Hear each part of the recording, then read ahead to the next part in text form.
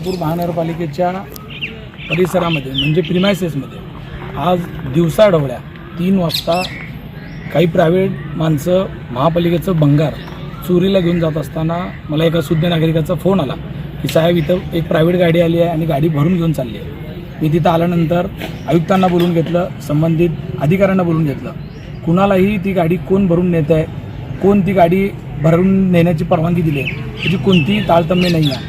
आणि दिवसाढवळा महापालिकेतनं भंगार चोरीला जात असताना असं जर होत असेल तर ही खूप मोठी सोलापूरकरांवरचा म्हणजे विश्वास बसणार नाही. कारण तुम्ही बघितलात रोज अतिक्रमणच्या मोहीम होतात, त्या मोहिमेमध्ये गोरगरिबांचं भंगार अतिक्रमण तोडलं जातं आहे, त्यांचं भंगार कशाही JCBने तोडून आणलं जातं आहे. आणि आणल्यानंतर हे भंगार जर संबंधित लोक जर भंगारला विकत असतील तर ही सगळ्यात दैनंदिन गोष्ट आहे. आज आयुक्तांनी ह्याच्यामध्ये FIR देण्याचा आदेश दिलेला आहे.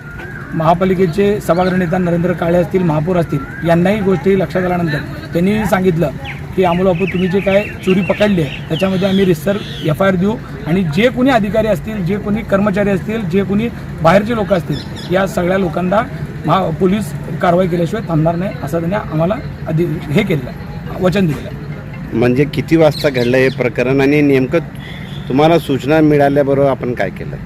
दुपारी 3-3:30ला मला एक फोन आला की महापालिकेच्याच प्रिमायसेसमध्ये एक भंगाराची गाडी भरत आहे.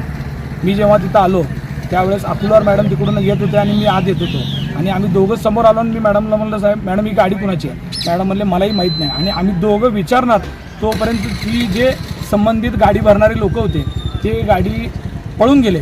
इव्हन ड्रायव्हरसुद्धा पळून गेला होता, त्याला आम्ही पकडलं आणि ड्रायव्हरला आणलं. आणि ते जे बाकीचे 3 ते 4 लोक होते ते पळून गेलेले आहेत आणि काही महापालिकेचे जे सिक्युरिटी गार्ड होते ते सुद्धा तिथनं पळून गेले. खरं तर हे प्रकरण काय महापालिकेच्या प्रिमायसेसमधनं होतं आहे तर कुणाला माहीत नाही असं नाही. या खात्यातल्या बऱ्याच लोकांना ही माहीत आहे ही कोण चोर आहे, कोण या सगळ्या गोष्टी भंगार विकत आहे आणि बरोबर त्याच लोकांनी ही सगळ्या गोष्टी केलेल्या आहेत. मला संबंधितांवर कारवाई व्हावी, त्यांच्यावर शासन व्हावं आणि पोलीस कंप्लेंट देऊन त्यांची सखोल चौकशी व्हावी. संबंधित ड्रायव्हरने काय सांगितलं का कुणाच्या सूचनेवर तो महापालिकेच्या प्रिमायसेसमध्ये आला? संबंधित ड्रायव्हर आता बोलत असं सांगतो की मला काय ते 2-3 जे पळून गेलेले लोक होते त्यांनी भाडा आहे म्हणून आत बोलवले आणि त्यांनी हे माल भरला होता असंच त्यांनी आत्ता सांगतो. पण वास्तविक महापालिकेच्या प्रिमायसेसमध्ये होत असेल तरी खूप चिंतेची आणि गंभीर गोष्ट आहे. आता सदर बाजार पोलीस स्टेशनमध्ये कोणत्या प्रकारचा गुन्हा दाखल झाला काय?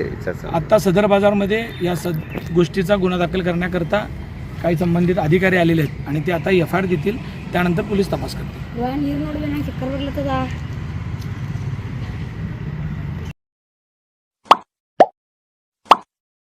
Like, subscribe, click on the bell.